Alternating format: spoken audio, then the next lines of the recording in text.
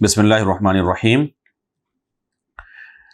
अभी हम आपके सामने सिलसिलेवार बयान कर रहे हैं कि वो कौन सी चीज़ें हैं जो नापाक हैं और पानी में गिरने की वजह से पानी नापाक हो सकता है अगर उसका रंग, बू या मज़ा बदल जाए तो।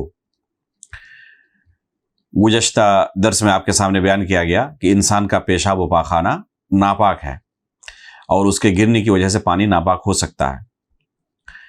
तीसरी चीज़ है, ख़वातीन के साथ ये ख़ास है, वो है हैज़ का खून।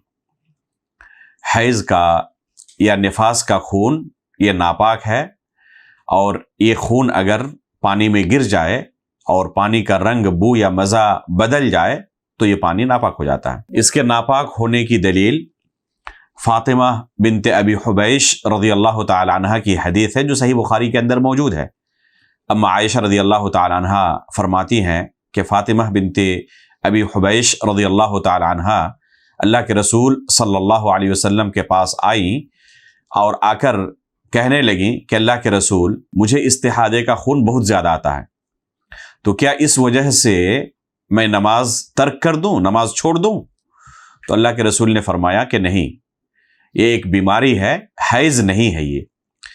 जब हैज़ का खून आए, फ़इज़ा अक़बलतिल हैज़ फ़दइस सलाह, जब हैज़ का खून आए तो उस वक्त तुम नमाज छोड़ दो।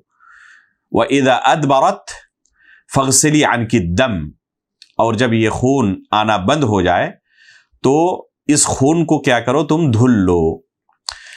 खून को धुल लेने के बाद अल्लाह के रसूल ने नमाज पढ़ने का हुक्म दिया, वसल्ली, कि इस खून को धुल लो और धुलने के बाद उसमें नमाज पढ़ो। तो ये हदीस इस बात की दलील है कि हैज़ का खून ये नापाक है। अगर नापाक ना होता तो अल्लाह के रसूल इस खून को धुलने का हुक्म ना देते। अगर ये नापाक ना होता तो अल्लाह के रसूल इस खून को धुलने का हुक्म बिल्कुल ना देते। इसी तरीके से उम्मे कैस बिन्त महसन रज़ियल्लाहु ताला अन्हा की हदीस है, फरमाती हैं कि अल्लाह के रसूल सल्लल्लाहु अलैहि वसल्लम को मैंने पूछा हैज़ के खून के बारे में कि अगर ये कपड़े में लग जाए तो उसका क्या करना है? तो अल्लाह के रसूल सल्लल्लाहु अलैहि वसल्लम ने जवाब में फरमाया, हुक्कीही बिज़िलइन वग़सिलीही बिमाइन व सिदरिन, कि किसी लकड़ी से इसको खुरच लो और खुरचने के बाद पानी से और सिद्र से, बैर की पत्ती से इसको धुल लो। तो ये हदीस भी इस बात की दलील है कि हैज़ का खून नापाक है। अगर ये खून नापाक ना होता तो अल्लाह के रसूल सल्लल्लाहु अलैहि वसल्लम इस तरीके से इसे खुरचने का लकड़ी से और फिर धुलने का हुक्म ना देते। इसी तरह अस्मा बिन्ते अबी बकर रज़ियल्लाहु ताला अन्हा से मरवी है, एक खातून नबी सल्लल्लाहु अलैहि वसल्लम के पास आई और कहने लगी कि अल्लाह के रसूल, हम में से किसी के कपड़े में अगर हैज़ का खून लग जाए तो क्या करे?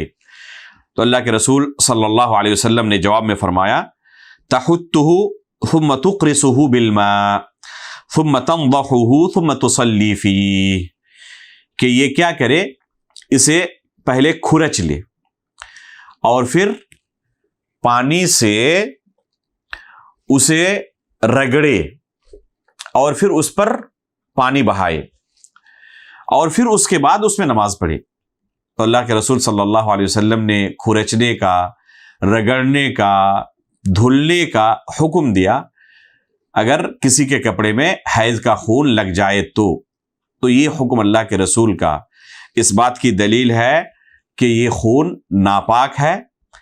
अगर किसी के कपड़े में लग जाए तो कपड़ा नापाक हो जाता है, जिस्म में लग जाए तो जिस्म नापाक होगा।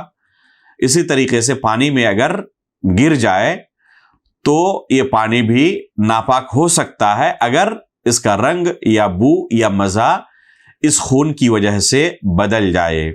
अल्लामा नववी रहमहुल्लाह ने सही मुस्लिम की शरह में इस पर इजमा नकल किया है कि हैज़ का खून नापाक है। حیض کے خون کو ہم نے ابھی ناپاک کہا اجماع سے اور دلائل سے، اللہ کے رسول صلی اللہ علیہ وسلم کی احادیث سے ثابت کیا کہ یہ ناپاک ہے۔ یہ اس بات کی دلیل ہے کہ انسان کے جسم سے نکلنے والے خون میں سے یہی وہ خون ہے جو ناپاک ہے، حیض یا نفاس کا خون۔ اس کے علاوہ کوئی دوسرا خون ہو، جیسے کسی کا ہاتھ کٹ جائے یا جسم کا کوئی حصہ کٹ جائے اور پھر وہاں سے خون نکلنے لگے، تو یہ خون کیا پاک ہے یا ناپاک ہے؟ تو اس بارے میں علماء کا اختلاف ہے، اور راجح یہ ہے کہ یہ خون پاک ہے، یہ خون ناپاک نہیں ہے۔ امام احمد بن حنبل رحمہ اللہ سے نقل کیا جاتا ہے کہ انہوں نے دم مسفوح کے ناپاک ہونے پر اجماع نقل کیا ہے، حالانکہ خود امام احمد بن حنبل رحمہ اللہ کو جب خلق قرآن کے مسئلے میں سزا دی گئی، ان پر کوڑے برسائے گئے، تو اس حالت میں آپ نے نماز ادا کی کہ آپ کے جسم سے خون بہہ رہا تھا۔ تو اگر یہ خون ناپاک ہوتا تو امام احمد بن حنبل اس خون کے ساتھ نماز جاری نہیں رکھ سکتے تھے، کیونکہ اس سے جسم ناپاک ہو گیا، کپڑے پر لگا تو کپڑا بھی ناپاک ہو گیا۔ تو یہ خون ناپاک نہیں ہے، یہی راجح معلوم ہوتا ہے۔ بس انسان کے جسم سے نکلنے والے خونوں میں سے حیض اور نفاس کا ہی خون ہے جو ناپاک ہے، لہذا یہ خون اگر پانی میں گر جائے تو اس وجہ سے یہ پانی ناپاک ہو سکتا ہے اگر اس کا رنگ، بو یا مزہ بدل جائے۔ اللہ رب العالمین سے دعا ہے کہ دین کے ان بنیادی مسائل کو ہمیں سیکھنے کی، سمجھنے کی اور ان پر عمل کرنے کی توفیق عطا فرمائے۔